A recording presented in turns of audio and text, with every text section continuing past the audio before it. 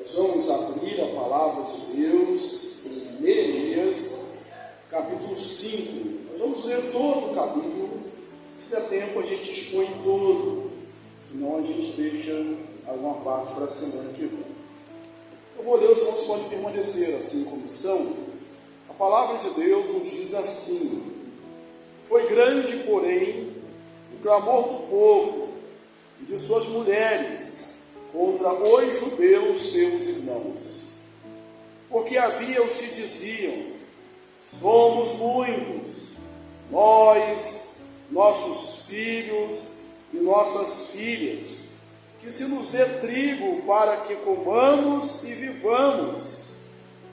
Porém houve os que diziam: as nossas terras, as nossas vinhas e as nossas casas hipotecamos para tomarmos trigo nesta fome. Houve ainda os que diziam: tomamos dinheiro emprestado até para o tributo do rei sobre as nossas terras e as nossas vinhas. No entanto, nós somos da mesma carne como eles, e nossos filhos são tão bons como os deles. E eis que sujeitamos nossos filhos e nossas filhas para serem escravos. Algumas de nossas filhas já estão reduzidas à escravidão. Não está em nosso poder evitá-lo, pois os nossos campos e as nossas vinhas já são de outros. Ouvindo eu, pois, o seu clamor e essas palavras, muito me aborreci. Depois de ter considerado comigo mesmo, repreendi os nobres e magistrados. Ele disse: sois usurários, cada um para com o seu irmão, e convoquei contra eles um grande ajuntamento. Disse-lhes: nós resgatamos os judeus, nossos irmãos, que foram vendidos às gentes, segundo as nossas posses, e vós outra vez negociareis vossos irmãos, para que sejam vendidos a nós. Então se calaram e não acharam o que responder. Disse mais: não é bom o que fazeis, porventura não deveis andar no temor do Senhor nosso Deus, por causa do opróbrio dos gentios, os nossos inimigos? Também eu, meus irmãos e meus moços, lhe demos dinheiro e emprestamos trigo. Demos de mão a esse empréstimo. Restituí-lhes hoje, vos peço, as suas terras, as suas vinhas, os seus olivais, as suas casas, como também o centésimo do dinheiro, do trigo, do vinho, do azeite que exigistes dele. Então responderam: restituir-lhes-emos, e nada lhes pediremos, faremos assim como dizes. Então chamei os sacerdotes e os fiz jurar que fariam segundo o que prometeu. Também sacudiu o meu regaço e disse: assim faça Deus, sacuda de sua casa e do seu trabalho a todo homem que não cumprir esta promessa, seja sacudido e despojado. E toda a congregação respondeu: amém. E louvaram o Senhor, e o povo fez segundo sua promessa. Também desde o dia em que fui nomeado seu governador na terra de Judá, desde o 20º ano até o 32º ano do reinado do rei Artaxerxes, 12 anos, nem eu, nem meus irmãos comemos o pão devido ao governador, mas os primeiros governadores, que foram antes de mim, oprimiram o povo, e lhe tomaram pão e vinho, além de 40 ciclos de prata. Até os seus moços dominaram sobre o povo, porém eu assim não fiz, por causa do temor do Senhor. Antes também, na obra deste muro, fiz separação, e terra nenhuma compramos, e todos os meus moços se ajuntaram ali para a obra. Também 150 homens dos judeus e dos magistrados, e os que vinham a nós, dentre as gentes que estavam ao nosso redor, eram meus hóspedes. O que se preparava para cada dia era um boi e 6 ovelhas escolhidas. Também à minha custa eram preparadas aves, e de 10 em 10 dias muito vinho de toda espécie. Nem por isso exigi o pão devido ao governador, porquanto a servidão deste povo era grande. Lembra-te de mim para o meu bem, ó meu Deus, e de tudo quanto fiz para isso. Amém? Irmãos, na semana passada, estudamos o capítulo 4. E no capítulo 4, nós vimos um grande problema, um grande desafio, uma oposição severa. Tinha ali Sambalá, Tobias, Gesem, o arábio, junto com os asdonitas e outros povos, cercaram Jerusalém e viriam de todos os lados, que iam impedir a obra, que iam matar os judeus para impedir a obra. Eles souberam disso. Neemias montou guarda. Neemias mandou os homens pegarem armas. A gente lê que com uma mão eles seguravam a ferramenta para trabalhar e com a outra seguravam a arma. Dia e noite eles não tiravam as suas roupas, ou seja, um estado de prontidão, porque o inimigo podia atacar de qualquer lado. Foi nesse capítulo também que nós vimos que os muros se fecharam até a metade da sua altura, porque o povo tinha ânimo para trabalhar. Então, isso, a tomada de guarda, a estratégia de Neemias, frustrou o intento do inimigo que queria matar os judeus.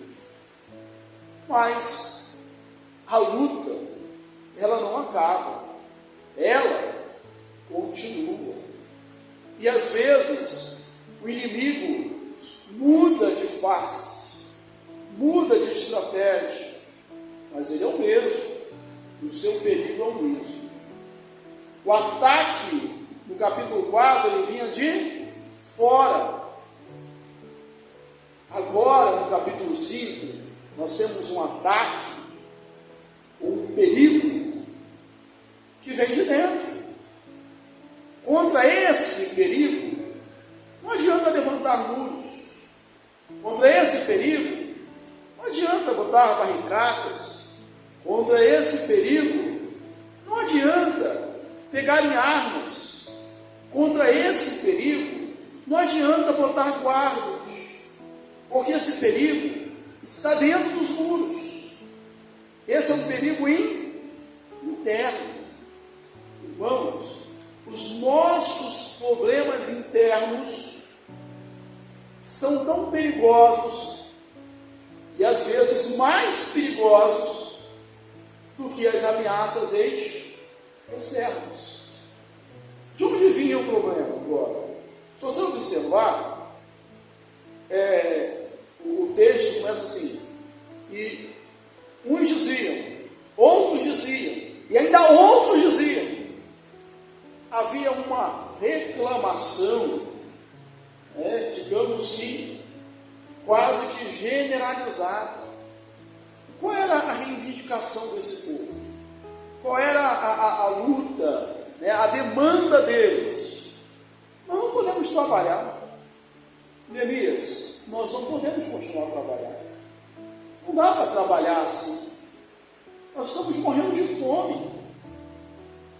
Nós somos muito. Que nos dê trigo, que nos seja dado alimento, para que vivamos. Olhe bem que eles não estão requerendo nenhum tipo de luxo. Eles não estão requerendo nada supérfluo. Eles estão pedindo, estão lutando simplesmente pelo direito de continuarem vivos. Como se isso não bastasse, a demanda continua, ainda vieram outros. Outros diziam: olha, nós vendemos os nossos campos. Nós pegamos dinheiro emprestado. Nessa fome, uma crise assolava Jerusalém. Nós precisamos pegar dinheiro emprestado para comer. E a dívida foi crescendo e foi tomando as nossas coisas, os nossos bens. Mais um pouco ele continua, a demanda continua dizendo: olha, nós pegamos dinheiro emprestado até para pagar o tributo do rei. Nós precisamos pegar dinheiro emprestado para comer, e nós precisamos pegar dinheiro emprestado para pagar impostos. Esse texto, irmãos, é um texto atualíssimo. Esse texto é um texto para hoje. Esse texto tem tudo a ver com a gente, tem tudo a ver com o nosso país, tem tudo a ver com o Brasil. Tem uma carga tributária extensa, que massacra o povo, que existe tantas e tantas pessoas endividadas, e como a dívida rouba a paz, rouba a tranquilidade, rouba a esperança, rouba a alegria, o prazer, a vontade, mesmo de produzir e trabalhar, porque tudo é levado pelos juros. Pelos juros. Naquela época, as coisas eram tão sérias que você deixava algo como garantido, penhor. Então, que você me garante que vai pagar? Eu empresto para os nobres emprestados, tinha mais emprestado. Alguém a minha vinha, não deixava a vinha. Quando não podia pagar, perdia a vinha, perdia a terra. Precisa ir de novo, estou com fome de novo. Vou pedir dinheiro emprestado novamente. O que você tem como garantia? Não tenho mais a vinha. Deixava os filhos. Se não pagar, o seu filho vai ser meu escravo, sua filha vai ser minha escrava. Isso estava acontecendo. Esse povo foi perdendo a sua esperança. E eles colocaram isso diante de Neemias. No versículo 5, nós vemos, no finalzinho deste trecho, uma descrição do que é falta de força, do que é falta de esperança. Talvez uma palavra mais moderna, mais atual, seria uma situação de vulnerabilidade. Olha o que eles dizem: não está em nosso poder evitá-lo, pois os nossos campos e as nossas vinhas já são de outros. Eles expõem essa situação e dizem assim: olha, Neemias, nós não podemos fazer nada. Nós não temos como reagir a essa situação. Irmãos, a dívida é sempre uma coisa ruim. E tem gente que se endivida hoje à toa.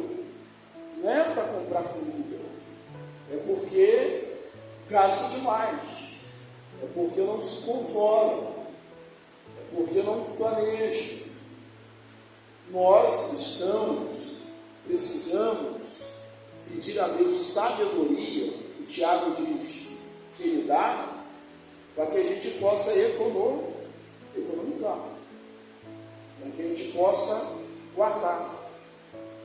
A ética calvinista diz que a gente deve trabalhar o máximo possível, juntar o máximo possível, guardar o máximo possível, para ter com que também ajudar. Então, é necessário que a gente saiba economizar. É necessário que a gente saiba economizar. Eu digo, e até ensino para os meus filhos, né? Normalmente eu digo assim, olha, o Raquel sabe, o Abraão sabe, eu digo, ó, o mundo financeiramente se divide em dois tipos de pessoas. Aqueles que recebem juros, e não estou falando de emprestar como usurário, agiota, são dos bancos, né? Que recebem juros, e aquele que paga juros. Você tem que saber em que grupo você vai estar. Então, se você for daquele que paga juros, você é aquele que vai comprar um produto e vai pagar, no final, 2 vezes ou 3 vezes o preço dele. Se você esperasse, e na maioria das vezes a gente pode esperar um pouquinho mais. Você, além de pagar só o preço, você não teria, se tivesse guardado todo mês, ainda que o juro seja pouco, você recebe, porque essa é uma verdade, não quer pagar o juro é alto, quando a gente já recebeu, o juro é sempre pequenininho. Mesmo sendo esse juro pequenininho, você teria algo a mais. Poderia até comprar algo melhor, ou sobraria mais dinheiro. Então, meu irmão, evite os juros, evite o financiamento. E mais, parece redundante a dizer isso no dia de hoje, nunca, em hipótese alguma, caia na mão do agiota. Nunca. Parece ser redundante avisar isso, todo mundo parece já sabe, né, o que essas pessoas podem fazer, mas ainda assim, tem gente que ainda procura, né, que pega ainda dinheiro emprestado com o agiota. Não faça isso. Neemias ouviu isso. Só que havia um detalhe. Aquele povo que havia saído, sido liberto, né, por um decreto do rei Persa, do cativeiro, tinha voltado com provisões para Jerusalém, tinha voltado todo mundo bem. Mas agora, uns estavam endividados, outros estavam emprestando, cobrando com usura, e eram todos irmãos. Estavam todos fazendo a mesma obra. Mas aqui o que a gente vê? É irmão oprimindo irmão. Não era a Babilônia que estava oprimindo. Não era os sírios antes que estavam oprimindo. Não eram os babilônios. Não eram os persas. Não era nenhum outro povo. Eram eles mesmos que estavam oprimindo seus irmãos. E ele chega a dizer, olha, nós somos do mesmo sangue, nós temos as mesmas necessidades. Tem uma coisa que dói, e especialmente nós como os pais, ouvindo o que ajuda aqui, ele assim, os nossos filhos são tão bons como os deles. Por que os nossos filhos têm que ser escravos? E aí o que você tem aqui é até uma questão de motivação para a continuidade da obra. Meu filho está trabalhando, levantando o muro, construindo a cidade. Para quê? Para virar escravo depois, comido, engolido, devorado pelas dívidas? Neemias ouve. E aqui a gente tem o princípio do restabelecimento, da cura, né, da mudança, não só da nossa nação, mas também do nosso relacionamento entre irmãos. Porque aqui o texto está falando de algo social, sim. Por quê? Porque Jerusalém é uma cidade, era o povo de Deus, mas havia um aspecto político aqui também. Bem, a primeira coisa que Neemias faz é ouvir. Neemias se indigna, ele é tomado por indignação. Triste coisa é quando nós perdemos a capacidade de ficarmos indignados, quando nós nos acostumamos com os problemas, com as injustiças, com a pobreza, com a fome, com a miséria do outro, e às vezes até a nossa miséria mesmo. Triste coisa é quando a gente perde a capacidade de se indignar. Aí Neemias, ele faz algo que todo líder, e na verdade todo crente equilibrado faz. Ele ouve isso, olha o versículo 7, e depois de ter considerado comigo mesmo, eu conversei comigo mesmo. O texto não diz quanto tempo ele fez isso. Não sei se foram algumas horas, minutos, dias, semanas, mas o fato é que ele considerou com ele mesmo. Ele conversou com ele mesmo. Ele meditou. A indignação é uma coisa boa. A ira santa, um atributo de Deus, é uma coisa boa. Mas a precipitação nunca é uma coisa boa. O explodir sem uma direção correta para que se produza o efeito desejado, nunca é uma coisa boa. Ele considerou, ele meditou, ele conversou com ele mesmo, e aí ele convocou os mortos. Aí você vê que Neemias é um líder corajoso, porque confrontar o pobre, qualquer um confronta.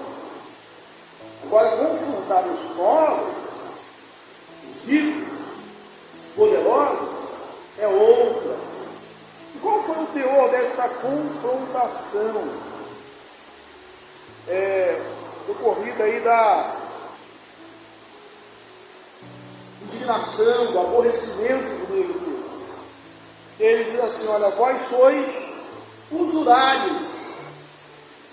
Não confunda, não é usuário. Vocês são usurários.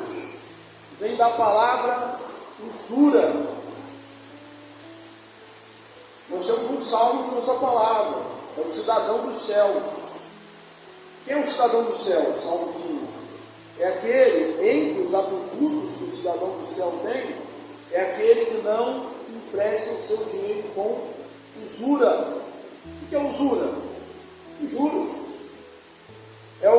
Literalmente aquilo que eu falei para você não cai na mão dele, o agiota. É aquele que se aproveita, e sempre tem gente que se aproveita da crise para se enriquecer em cima da miséria alheia.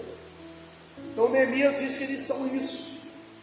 E além de Deuteronômio havia proibido isso. Você pode emprestar, mas você não empresta com usura. Você não empresta com usura. E aí ele diz o seguinte: olha, e ele fazia isso, nós judeus juntamos esforços, nos unimos para comprar de volta, para resgatar os nossos irmãos que estavam escravos de algumas nações. E agora a gente está aqui construindo a cidade, e vocês vão tornar os nossos irmãos escravos novamente. Quer que eu compre eles de vocês de novo? Uma coisa é comprar dos babilônios, dos egípcios e de outras nações. Nós somos irmãos. Deus os confronta e diz: olha, isso não é bom o que vocês estão fazendo. Nisso não há temor do Senhor. Essa é uma atitude em que não há temor do Senhor. E quando não há temor de Deus, as coisas tendem a desandar. Não há mais princípio, não há mais ética, não há mais discernimento entre o certo e o errado. E nós temos uma tendência a repetir a seguinte frase: todo mundo faz, e aí eu faço também. A mãe sempre diz, né? Toda mãe diz isso. Mas você não é todo mundo. Você é sal da terra, você é a luz do mundo. Você é e você precisa ser diferente. E aí eles clamam. O versículo que fala do temor é o versículo 9. Então se calaram e não acharam que responder. Disse mais: não é bom o que fazeis. Porventura não devias andar no temor do Senhor nosso Deus? Vocês precisam andar no temor do Senhor nosso Deus. Aí Neemias, ele fala de uma coisa que é chamada exemplo.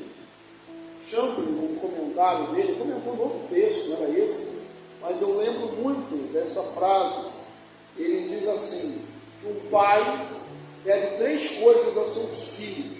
Eu já disse essa frase, eu também lembro. Um pai deve 3 coisas aos seus filhos. Primeira coisa, então anote para não esquecer, exemplo. Segunda coisa, exemplo. Terceira coisa, exemplo. Neemias, ele tinha exemplo. Ele era exemplo. A frase aí popular diz que o exemplo arrasta. Ele tinha exemplo. Ele era exemplo. Ele fala, eu mesmo, eu também, meus irmãos, nós emprestamos dinheiro, trigo, mas não foi com juros. E quando eles não puderam pagar, nós demos de mão. Ou seja, nós perdoamos, nós deixamos para lá. E aí ele intima restituir-lhes as vinhas, os olivais, terra, a casa e a 100ª parte do dinheiro que eles estão devendo. Então ele respondeu, nós vamos fazer isso, restituiremos. E aí Neemias, lembra daquela questão que é bom assinar um contrato? É bom ser prudente? Então, a gente vai fazer isso sim. O que ele faz? Vamos chamar os sacerdotes. Vocês vão falar isso aqui na frente dos sacerdotes. São autoridade espiritual. E fez quase uma imprecação contra eles. Se vocês não fizerem, quem não cumpre isso, que seja sacudido, que Deus nos sacuda no meio do seu povo. Eu não entendo muito bem esse sacudido aí, mas ser sacudido é uma coisa ruim. Sacudido por Deus deve ser muito ruim. Esse sacudido é jogado fora no meio do povo. E eles prometeram que fariam assim. Bem, houve um louvor por isso. E aí, olha o versículo 14. Neemias é um exemplo de líder. É certamente um líder político. Lembre que está sendo reconstruída uma cidade. Conforme diz o Packer, todo esse texto é um modelo, um protótipo para a igreja. Mas aqui há um teor político, sim. Então olha o que Neemias diz, versículo 14. Também, desde o dia em que fui nomeado seu governador na terra de Judá, desde o 20º ano até o 32º do rei Artaxerxes, 12 anos, nem eu e meus irmãos comemos o pão devido ao governador. Ele era o governador. O que ele está descrevendo aqui? E aí, nessa descrição aqui, parece que o tempo foi rápido, 52 dias eles edificaram a metade do mundo, Eu não sei que esse Neemias, no final ele anota isso, mas ele descreve que durante 12 anos que ele foi governador, ele não comeu, ele não recebeu do pão devido ao governador. Ou seja, ele não recebeu salário, nem ele, nem os seus moços. Se por um lado ele não é corrupto, ele não pega o que não é dele, ele não explora, ele não pisa, ele também, ou melhor, ele vai além da justiça, porque ele abre mão de um direito que é lícito. Até do que é lícito ele abriu. Durante esses 12 anos, eu abri, Deus. Os governadores que vieram antes de mim não fizeram assim, cobraram. E ele coloca que cobraram algo pesado do povo. O versículo diz: oprimiram o povo e lhe tomaram pão e vinho, além de 40 ciclos de prata, e até os seus moços os exploraram. Não era só o governador, os assistentes do governador, os moços, também exploravam o povo.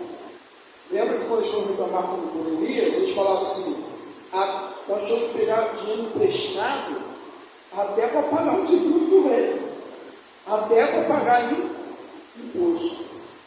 Outra coisa que eu verifiquei aqui, nós precisamos de seriedade, mas nós precisamos também de descontração. Não pense que é a festa, é o cafezinho, é o momento de bate-papo que atrasa a obra. Essas coisas não atrasam a obra. O Neemias diz que ele preparava, ele diz que preparava porque era dele mesmo. A cada dia, um boi, 6 ovelhas escolhidas, e também a minha custa. Lembra, irmãos, nós falamos que Neemias podia ficar acomodado. Ele era copeiro do rei. Naquele tempo era uma alta posição.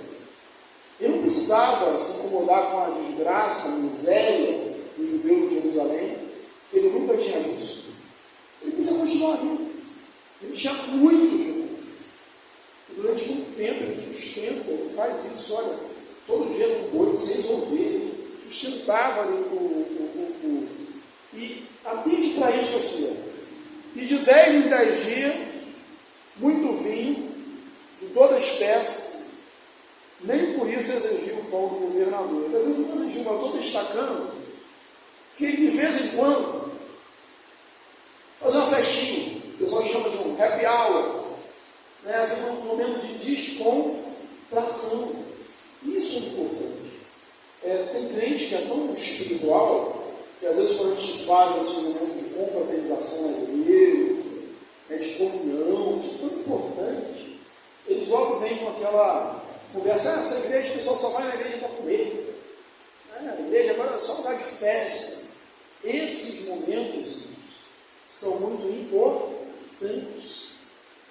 Não é só o trabalho, não é só a luta, não é só a mão na espada e a mão na ferramenta. Às vezes a gente está com a mão no pedaço de ovelha, na carne do boi, na taça de vinho. Há um momento ali também de descontração. E aí, Neemias está narrando um texto. Aí Neemias era o nome da oração, né? Às vezes orações longas, às vezes orações relâmpago. Ele termina com uma oração breve. Ele, abruptamente, versículo 19, diz: lembra-te de mim, ó Deus. Lembra-te de mim para o meu bem, ó meu Deus, de tudo quanto fiz a esse povo. Tudo que Neemias fez foi porque ele tinha o que os nobres não tinham. Eu fiz por causa do temor do Senhor. Esta deve ser a nossa maior motivação. Por que fazemos? Por causa do temor de Deus.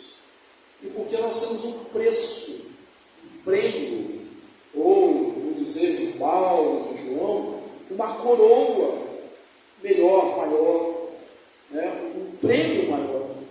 Qual é o nosso prêmio? Nosso prêmio não está aqui, nosso prêmio está nos céus.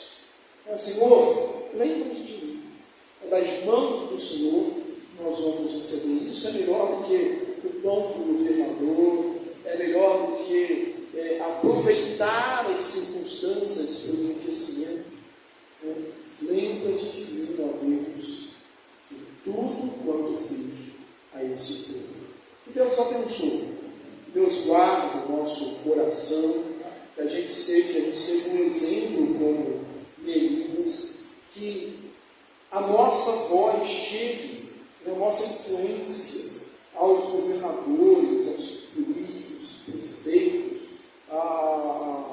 casas legislativas, ao judiciário da nossa nação, para que haja justiça. E que nós, dentro do nosso arraial da igreja, nós somos domésticos da fé, possamos também agir com esse tipo de justiça, de equidade, de fazermos aquilo que é, com qual motivação?